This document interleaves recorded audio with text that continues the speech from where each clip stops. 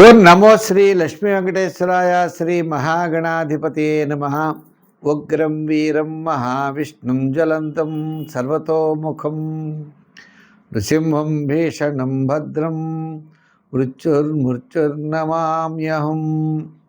ప్రేక్షకుల నమస్కారాలు తెలియజేస్తూ ఈ వారం రాశి ఫలాలు జూలై 19 నుంచి జూలై 25 వరకు ఉన్నటువంటి గ్రహాల యొక్క పరిస్థితిని అనుసరించి మనం రాశి ఫలాలు తెలుసుకుందాం. అయితే ముందుగా మనకి ఈ 19 నుంచి 25 లోపల ముఖ్యమైనటువంటి పండుగలు చూసినట్లయితే 25వ తారీఖు తొలి ఏకాదశి అవుతోంది. శయన ఏకాదశి అంటారు. ఆ రోజు చాతుర్మాస్య ప్రారంభం.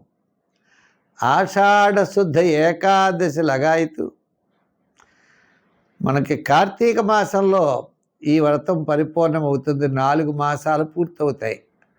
ఆషాఢం నుంచి భాద్రపదం, భాద్రపదం నుంచి ఆశ్వీజం, ఆశ్వీజం నుంచి కార్తీకం. ఈ 4 మాసాలు అయ్యేటప్పటికీ చాతుర్మాస్య వ్రత దీక్ష అంటారు. ఈ 4 మాసములు విష్ణుమూర్తికి చాలా ప్రీతి అయినటువంటి మాసములట. ఈ చాతుర్మాస్య దీక్ష వహించేవారు ప్రాతకాలంలో స్నానం చేసి ఒక గదిలో స్వామికి మండపం ఏర్పరిచి విష్ణుమూర్తిని పెట్టుకుని అఖండ దీపారాధన 4 నెలలు పెట్టుకుంటారు. ఉదయం షోడశోపచారాల చేత పూజ చేసి స్వామివారికి నైవేద్యం పెట్టి ఆ ప్రసాదం స్వీకరిస్తూ కిందే పడుకుంటూ బ్రహ్మచర్యాన్ని పాటిస్తూ సాయంకాలం వేళ ఏకభుక్తం ఒకేసారి రోజు ఆహారాన్ని స్వీకరిస్తూ సాయంకాలం వేళ కూడా స్వామివారికి షోడశోపచారాల చేత పూజ చేసి ఒక దీక్ష వహిస్తారు. ఇది చాతుర్మాస్య వ్రత దీక్ష అంటారు. ఈ 4 మాసాలు ఆ స్వామిని ధ్యానం చేస్తూ ఉండాలట. ఇది అయితే ఈ వారం మనకి మీనరాశిలో శని, కుంభరాశిలో రాహువు, వృషభ రాశిలో కుజుడు, రవి, గురులేమో కర్కాటక రాశిలో, మిథున రాశిలో బుధుడు, శుక్రుడు, కేతువు సింహరాశిలో, చంద్రుడు కన్యా, తుల, వృశ్చిక రాశుల్లో ఈ వారం చంద్ర సంచారం ఉంటుంది. వృశ్చిక రాశి. ఈ వృశ్చిక రాశి వారికి ఈ వారం చాలా అత్యద్భుతంగా ఉన్నది. భాగ్యస్థానంలో ఉన్నాడు గురుడు. భాగ్యస్థానం అంటే 9వ స్థానంలో గురుడు ఉన్నాడు. కుటుంబ ఆర్థిక సంతానపరమైన డెవలప్మెంట్స్ బ్రహ్మాండంగా ఉంటాయి. 6వ స్థానంలో కుజుడున్నాడు. అతను అనుకూలమైన వాతావరణం ఉన్నది.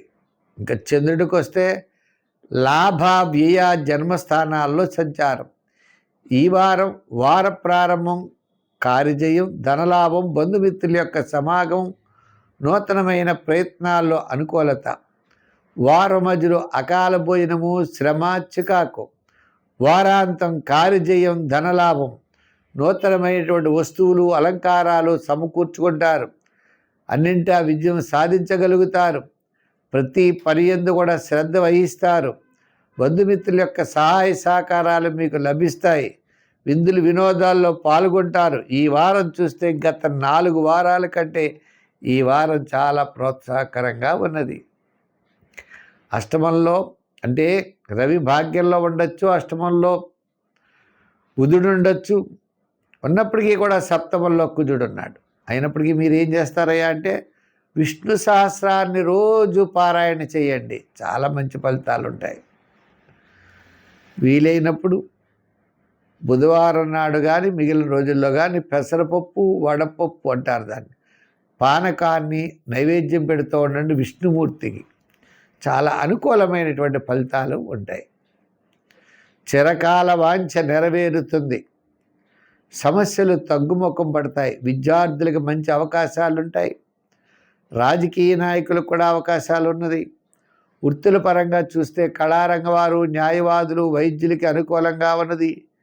వ్యాపార పరంగా కూడా చూస్తే వార ప్రారంభం, వారాంతం ఆర్థిక ప్రోత్సాహం కనబడుతోంది. అయితే ఈ రాశి వారు ఆరాధించవలసిన దైవం విష్ణుమూర్తి. వారాల్లో బుధవారం చేయండి.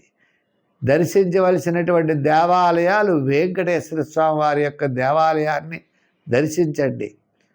దానం చేయదలుచుకుంటే పెసలు కానీ పెసరపప్పు కానీ దానం చేయండి, సత్ఫలితాలు పొందగలుగుతారు.